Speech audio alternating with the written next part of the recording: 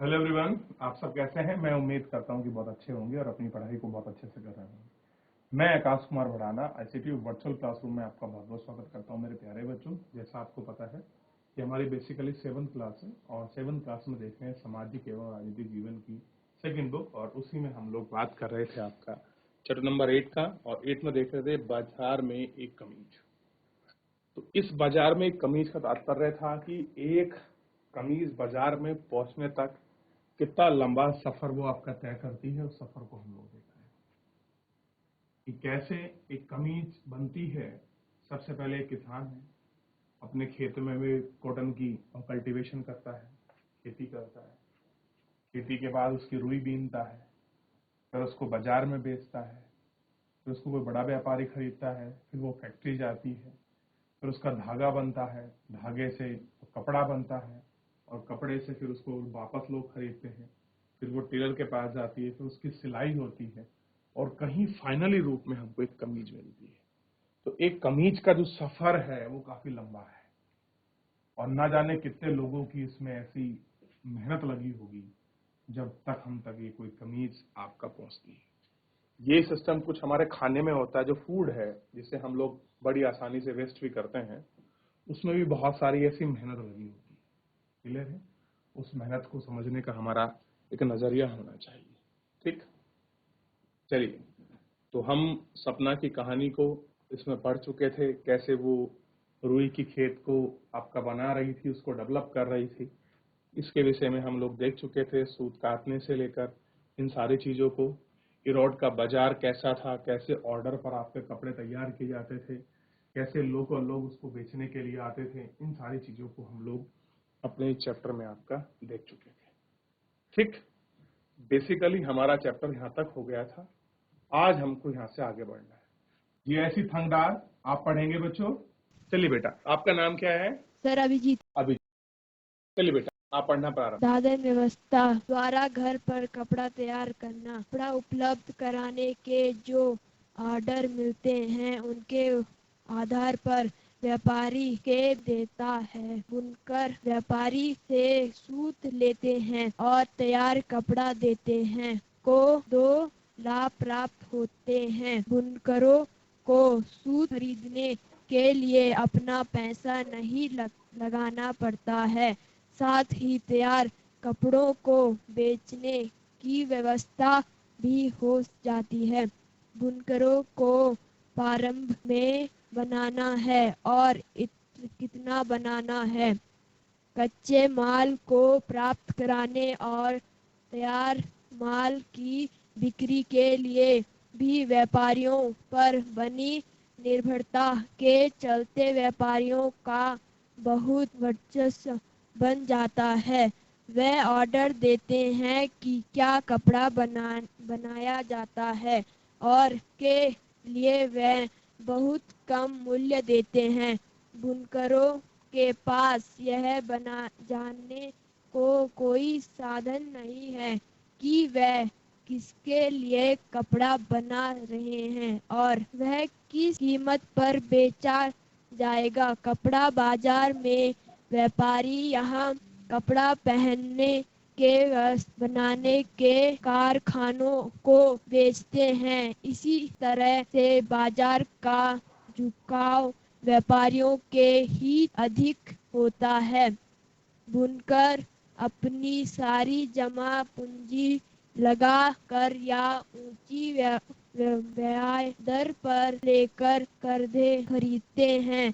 एक कर्जे को का मूल्य 20,000 है। इसीलिए छोटे घर को भी दो कर्जों के लिए लाभ 40,000 का निवेश करना पड़ता है, पर अकेले काम नहीं किया जा सकता है।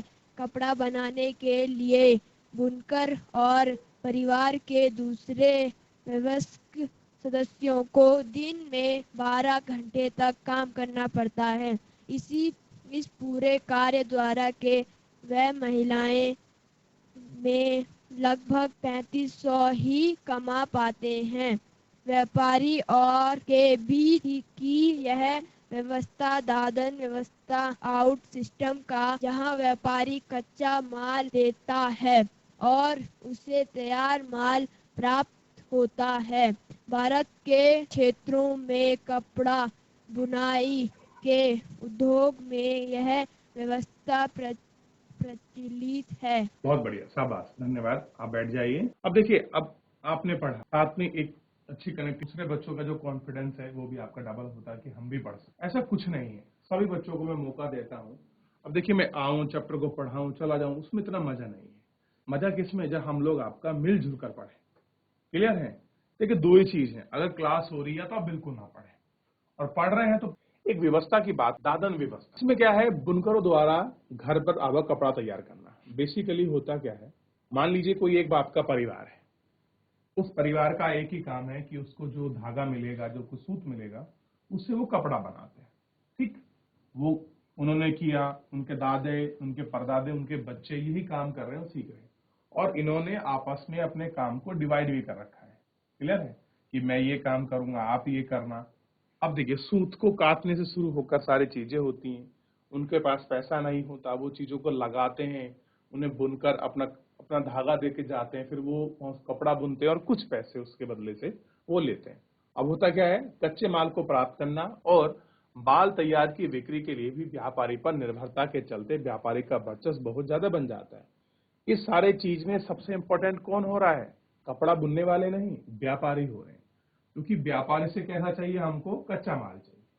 ठीक, और कच्चे माल को, यानी कि जब आपको धागा है वो आपका कच्चा माल, आपने उस अपने करघा के अंदर, अपनी मशीन के अंदर, जिससे आप धागे से क्या बनाते हैं, कपड़ा बनाते हैं, उससे आपने अपना माल बना लिया, और उसको माल को वापस बेचने के लिए भी क्या चाहिए आपको, व्यापारी चाहिए।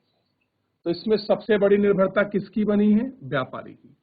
और जब इसकी निर्भरता बनी है तो वर्चस्व भी किसका रहेगा, आपको पता होना चाहिए, व्यापारी का ही वर्चस्व कैसा रहेगा, सर्वाधिक।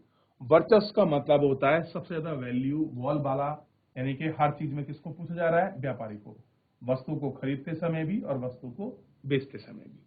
ठीक, और वो क्या करते हैं, ऑर्डर देते हैं और क्या कपड़ा बना जाना है, और वे बहुत कम मूल्य देते हैं और अपने हिसाब से वो सब चीजें डिसाइड करते हैं। बुनकरों के पास ये जानने का भी साधन नहीं है, क्या साधन नहीं है, कि वे वहां कपड़ा बना रहे हैं और वह किस कीमत पर बेचा जाएगा। अब देखिए, आपने जो कपड़ा बनाया, शायद उस कपड़े की कॉस्ट आपको बहुत कम मिली हो। मान लीजिए 2 रुपए मीटर के हिसाब से आपको कपड़ा बनाने के लिए बोल दिया गया, कितना, 2 रुपए मीटर, और शायद यही 2 रुपए मीटर को वो बाजार में आपका 10 रुपए मीटर बेच रहा हो।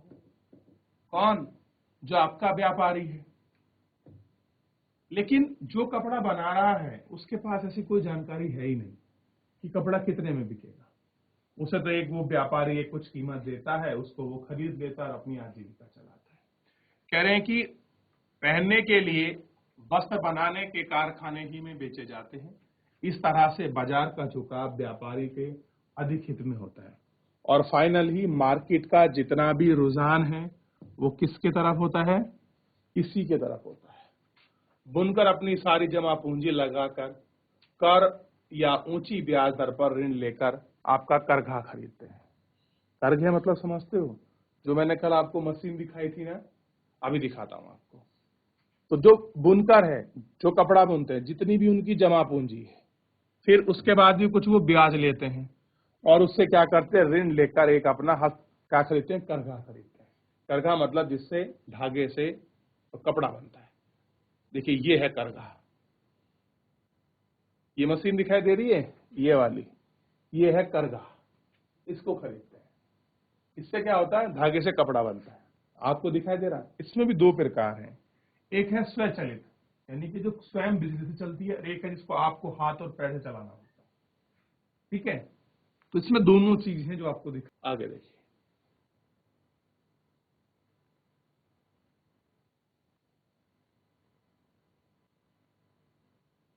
एक करघे का मूल्य 20,000 है, इसलिए छोटे बुनकर को भी 2 करघे लेने के लिए लगभग 40,000 का निवेश करना पड़ता है। अब एक, ये जो आपकी मशीन है, ये जो एक करघा है, इसका मूल्य आपने देख लिया कितना है, 20,000 रुपए। और 2 आपको चाहिए तो ऑब्वियस बात है कि आपको 40,000 इसको पे करना पड़ेगा। और ये कोई आम खर्चा नहीं है, किसी भी एक जिस व्यक्ति की महीने की 3500 साढ़े 3-4 हजार रुपए इनकम हो उसके लिए 40,000 एक बहुत बड़ी कॉस्ट होती है। ठीक, इन करघों पर अकेले काम नहीं किया जा सकता। कपड़ा बनाने के लिए बुनकर और परिवार दूसरे वय सदस्यों में 12 दिन में 12 घंटे तक काम करना पड़ता है। इस पूरे कार्य में वे महीने में लगभग 3500 रुपए कमाते हैं। पूरे महीने कितने घंटे काम किया? 12 घंटे। कितने महीने में? 1 महीने में। और फाइनली पैसे कितने मिले आपको? 3,500 रुपए। सोच के देखिए कितनी बुरी कंडीशन है उनकी, जो लोग आपका कपड़ा बना रहे हैं, जो बुनकर है। ठीक, व्यापारी और बुनकर के बीच की यह व्यवस्था दादन व्यवस्था यानी कि पुटिंग आउट सिस्टम कहलाती है। क्या कहते हैं? Putting out system. Putting out system का मतलब हो गया कि व्यापारी ने आपको कच्चा माल दिया और बुनकर ने उसको वापस कपड़ा बनाकर व्यापारी को दे दिया। क्लियर? ये क्या है? पुटिंग आउट सिस्टम है। एग्जाम्पल की बात करें इसमें, जहां व्यापारी कच्चा माल देता है और उसे तैयार माल प्राप्त करता है, भारत के अन्य क्षेत्रों में कपड़ा बुनाई के उद्योग यह व्यवस्था प्रचलित है। और कह रहे ये ट्रेडिशनल है पूरे भारत में, जो आपका चला हुआ है इसी तरह का काम क्या है पूरे भारत में आपका चल रखा है। ठीक, तो कोई आपसे पूछ ले पुटिंग आउट सिस्टम क्या है तो आप उसको बता सकते हैं। चलिए। Hello sir. हेलो क्या सर। नाम है आपका? हेलो, सर क्या नाम है सबीना। आपका? सर सबीना। चलिए बेटा सवीना, ठीक है बेटे सवीना। चलिए अब हम शुरू करते हैं। दिल्ली के निकट वस्त्र निर्यात के कारखाने से पढ़ना। दिल्ली के निकट वस्त्र निर्यात निर्यात करने का कारखाना। ईरोड का व्यापारी बुनकरों द्वारा निर्मित कपड़ा दिल्ली के पास बनाए वस्त्र निर्यात करने वाले एक कारखाने को भेजता है। वस्त्र निर्यात करने वाले फैक्ट्री इसका उपयोगी कमीजें बनाने के लिए करती है। ये कमीजें विदेशी खरीदारों को निर्यात की जाती है। कमीजों के विदेशी ग्राहकों में अमेरिका और यूरोप के ऐसे व्यवसायी भी हैं जो स्टोर्स की श्रृंखला चलाते हैं। वे बड़े बड़े स्टोर्स के स्वामी केवल अपने शर्तों पर ही व्यापार करते हैं। वे माल देने वाले से न्यूनतम मूल्य पर माल खरीदने की मांग करते हैं। साथ ही वे सामान की उच्चतम स्तर की गुणवत्ता और समय पर सामान देने की शक्ति भी रखते हैं। सामान जरा भी दोषयुक्त होने पर माल देने में जरा भी विलंब होने पर बड़ी सख्ती से निपटाया जाता है। इसलिए निर्यात इन शक्तिशाली ग्राहकों द्वारा निश्चित की गई शर्तों को भरकर पूरा करने की कोशिश करते हैं। ग्राहकों की ओर से इन प्रकार के बढ़ते दबावों के कारण वस्त्र निर्यात करने वाले कारखाने खर्च में कटौती करने का प्रयत्न करते हैं। वे काम करने वालों को जहां तक संभव हो सके न्यूनतम मजदूरी देकर अधिकतम काम करते हैं। इस तरह से वे अपना लाभ तो बढ़ाते ही हैं, विदेशी ग्राहकों को सस्ते दामों पर वस्त्र देते हैं। इंपेक्स गारमेंट फैक्ट्री में 70 कामगार हैं। उनमें अधिकांश महिलाएं हैं। इनमें से अधिक कामगारों को अस्थायी रूप से काम पर लगाया जाता है। इसका आशय यह है कि जब फैक्ट्री मालिक को लगे कि कामगार की आवश्यकता नहीं है, वह उसे जाने को कह सकता है। कामगारों की मजदूरी उनके कौशल के अनुसार तय की जाती है। काम करने वाले में अधिकतम वेतन दर्जी को मिलता है, जो लगभग 3,000 प्रति माह होता है। स्त्रियों को सहायता के रूप में धागे काटने, बटन काटने, पैकिंग करने के लिए काम पर रखा जाता है। इस कामों के लिए न्यूनतम मजदूरी दी जाती है।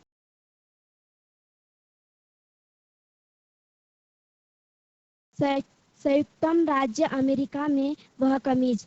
संयुक्त राज्य अमेरिका के कपड़ों की एक बड़ी दुकान पर बहुत सी कमीजें प्रदर्शित की गई है। इनकी कीमत $26 रखी जाती है, अर्थात हर कमीज $26 यानी 1,800 रुपए में बेची जाएगी। दिए गए चित्र के अनुसार स्थानों की पूर्ति करें। बैठ जाइए। Thank you sir. धन्यवाद, धन्यवाद, आपने बहुत अच्छा पढ़ा। आइए देखते हैं, सबसे पहले ऊपर शुरू करते हैं जहां से हमने छोड़ा है। अब दिल्ली का एक कारखाने की इमेज हमको दिखाई गई है। देखिए देखिए, आपने दो प्रकार के कपड़े देखे होंगे। एक होता है रेडीमेड, जिसको हम बोलते हैं गारमेंट कपड़े। क्लियर है? गारमेंट का सिंपल सा मतलब है जहां पर आपको सिले सिलाए कपड़े मिलते हैं। मान लीजिए ये मेरी शर्ट है, इस शर्ट को मैं किसी लेने के लिए किसी मॉल या किसी शॉपिंग शॉप में जाऊं और वहां मेरे को केवल कपड़ा ना खरीदना पड़े, केवल मैं सिली सिलाई शर्ट खरीदता हूं, तो वो क्या है? आपके गवर्नमेंट कपड़े हैं। गारमेंट, गारमेंट बोलते हैं ना उनको। एक है कि मैंने किसी दुकान से एक कपड़ा खरीदा और उसकी सिलाई कराई। ठीक है, तो दोनों का अंतर आपको समझ आना चाहिए बेसिकली। अब देखिए, दिल्ली में जो आपके निकट जो निर्यात है, जहां पर ये वस्त्र आपके बनाए जाते हैं, वहां की फैक्ट्री क्या है? इरोड के व्यापारी हैं। क्लियर है? उनके विशेष थोड़ा ध्यान देंगे कि क्या है। इरोड का व्यापारी बुनकरों द्वारा निर्मित कपड़ा दिल्ली के पास बने वस्त्र निर्यात के कारखाने में बेचता है। कहां बेचता है? दिल्ली के पास पड़ोस वाले रीजन में। ठीक, वस्त्र निर्यात करने वाली फैक्ट्री इन चीजों का उपयोग कमीज बनाने के लिए करती है। ये कमीजें विदेशी खरीदारों को निर्यातक बनाती है। और बेसिकली होता क्या है कि कौन खरीदेगा इनको? जो आपके विदेश में हैं लोग, वही इनको खरीदे। कमीज के विदेशी ग्राहक में अमेरिका, यूरोप के ऐसे व्यापारी भी हैं। और कहां के व्यापारी हैं विदेश रूप में? आप देखो तो स्पेशल दिखाई देगा आपको यूएस से, इसको हम बोलते हैं संयुक्त राष्ट्र अमेरिका। क्लियर है? United state of America. और दूसरे हैं यूरोप के। ये दो ऐसे बड़े बाजार उनके पास है जो आप देखेंगे स्पोर्ट्स की श्रृंखला चलाते हैं। और ये बड़े बड़े स्पोर्ट्स के स्वामी केवल अपनी शर्तों पर ही व्यापार करते हैं। और कैसे होते हैं? इनकी साफ बोलते हैं कि हमारा अपना टर्म कंडीशन है और उसी टर्म कंडीशन पर हम लोग क्या करेंगे, अपने अनुसार सारी चीजें जो है, जो आपका ट्रेड है वो हमारी टर्म कंडीशन पर चलेगा। वे माल देने वाले को न्यूनतम माल पर माल खरीदने की मांग रखते हैं कि कम से कम मूल्य पर क्या हो जाए, उनको सामान मिल जाए।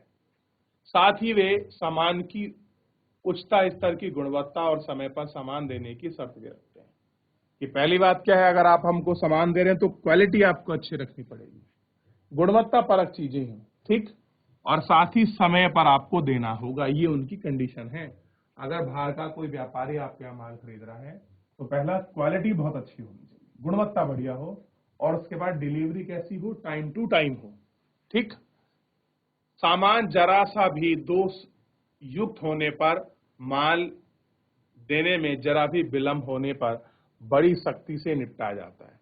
मान लीजिए आपने सामान कोई खराब दे दिया या टाइम पर नहीं पहुंचा, कोई भी लेट लतीफ आप हो गए, तो उसके साथ बड़ा एक एक्शन होता है और उसी एक्शन के साथ वो चीजें निपटाई जाती है। इसलिए निर्यातक इन शक्तिशाली ग्राहकों द्वारा निश्चित की गई शर्तों पर भरकर पूरा करने की कोशिश करते हैं। कैसे करते हैं? उनको इसी चीज पर कोशिश करते हैं। ग्राहक की ओर से इस प्रकार के बदलते दबाव के कारण वस्त्र निर्यात करने वाले कारखाने खर्चे में कटौती करने का प्रयत्न करते हैं। वे काम करने वालों को जगह जहां तक संभव है न्यूनतम मजदूरी देकर अधिकतम काम लेते हैं। इस तरह से वे अपना लाभ बढ़ाते और विदेशी ग्राहकों को सस्ते दाम पर वस्त्र देते हैं। ठीक, इम्पैक्ट गवर्नमेंट की फैक्ट्री में 70 कामगार है। अब एक फैक्ट्री है जहां पर लोग काम करते हैं, उसमें कितने लोग काम कर रहे हैं? 70 के आपके लोग हैं। उतने लोगों की उनकी कैपेसिटी है। उनमें से अधिकांश महिलाएं हैं और इनमें अधिकतर कामगारों को अस्थायी रूप से काम पर लगाया जाता है। यानी कि जो भी कामगार हैं, जो भी काम कर रहे हैं, वो कैसे हैं? आपके परमानेंट नहीं है। जब भी फैक्ट्री मालिक को लगे कि कामगार की आवश्यकता नहीं है, वह उन्हें जाने को कह सकता है। क्या कह सकता है? कि अब काम नहीं है, अब आपको फैक्ट्री छोड़नी पड़ेगी और आप दूसरा काम देख लीजिए, ऐसा वो बोल सकता है। क्योंकि क्या नहीं है उसके पास? जो कामगार है वो आपका परमानेंट नहीं है, स्थायी नहीं है। कामगार को मजदूरी उसके कौशल के अनुसार तय होती है। यानी कि जो काम करने वाला जितनी उसकी स्किल है उसी स्किल के अनुसार सारी चीजें होती है। काम करने वालों में अधिकांश वेतन दर्जी को मिलता है जो लगभग 3,000 रुपए प्रति माह है। यानी कि जो शर्ट को सिलता है उसका वेतन सबसे ज्यादा है, 3,000 रुपए प्रति माह। स्त्रियों को सहायक रूप में धागा काटने, बटन लगाने, इस्त्री करने, पैकिंग करने के काम पर रखा जाता है और इसको एक बहुत न्यूनतम मजदूरी आपका दी जाती है। यानी कि जो आपका टेलर है उसकी सैलरी सबसे ज्यादा है, कितनी? 3,000 रुपए। बाकी आप धागा लगा रहे हैं, आप बटन कर रहे हैं, काज कर रहे हैं, आप कटिंग कर रहे हैं, उनका इतना पैसा आपको नहीं मिलता है। क्लियर है? ये आपको इसमें देखना है। ठीक, तो ये स्थिति है एक स्टूडेंट की। अब दूसरा हम बात करें यूएस में, संयुक्त राज्य अमेरिका में वह कमीज। तो एक तो हमने यह देख ली भारत में क्या स्थिति है। अगर यही शर्ट अगर यूएस में बिकने लगे, यूनाइटेड स्टेट ऑफ अमेरिका में, तो देखिए 1800 रुपए कीमत बताई थी, तो 900 रुपए का लाभ है, 400 का विज्ञापन है, 200 भंडारण के है और 300 रुपए क्रय है। जोड़ लीजिए, आपको पूरा सामने निकल कर आएगा। देखिए ये हो गया 500 रुपए, ठीक, और ये हो गया आपका 1400 रुपए और ये 400, कितनी कीमत हो गई? 1800 रुपए एक शर्ट की। ठीक, ली कितने में है? 300 रुपए में। ठीक, विज्ञापन में कितना खर्च किया? 400 रुपए। भंडारण में कितना खर्च किया? 200 रुपए। तो फाइनली एक शर्ट पर कितने रुपए बचे? 900। यानी कि जिस कमीज को कोई व्यापारी यूरोप में 1800 में बेच रहा है, उस पे नगद 900 रुपए का लाभ है। यानी कि सीधा सीधा उसको 50% प्रॉफिट हो रहा है। कितना हो रहा है? 50% प्रॉफिट हो रहा है। ये आपको देखना। क्लियर है? तो ये एक छोटी सी कहानी थी आपकी। कुछ चीजें बच गई हैं, इसको हम लोग अभी नेक्स्ट लेक्चर में आपका देख लेते हैं, या आप लोग इसको अच्छे से कंप्लीट कर लें और आप बात कर लें। तो ये एक भुगतान दर है, कैसे दिया जाता है। दर्जी को 3000 रुपए, इस्त्री करने वालों को 1.5 रुपए पर पीस, जांच करने वालों को 2000 रुपए प्रति महीना, धागा बटन लगाने को 1500 रुपए प्रति महीना मिलता है। तो ये एक सिस्टम है, आप इसको समझ सकते हैं। तो मेरे प्यारे बच्चों, फिलहाल आज आप क्या करिए, जितना पढ़ाया है आज और कल में इसको रिवीजन करिए। ठीक है?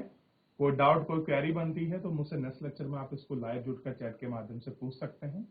और आज स्पेशल थैंक्स है जीआईसी हंगार के लिए, जिन बच्चों ने खड़ा होकर, 2 बच्चों ने पढ़ा है, एक बच्ची और बच्चों ने। मैं उम्मीद करूंगा कि जब नेक्स्ट लेक्चर होगा और बहुत सारे स्कूल के बच्चे आप भी लाइव जुड़कर पढ़ें, ताकि आपका कॉन्फिडेंस। तो फिलहाल मेरे प्यारे बच्चों, आज के लिए इतना ही। चलिए, तो मेरे प्यारे बच्चों, फिलहाल आज के लिए इतना ही। मिलते हैं नेक्स्ट लेक्चर में। धन्यवाद।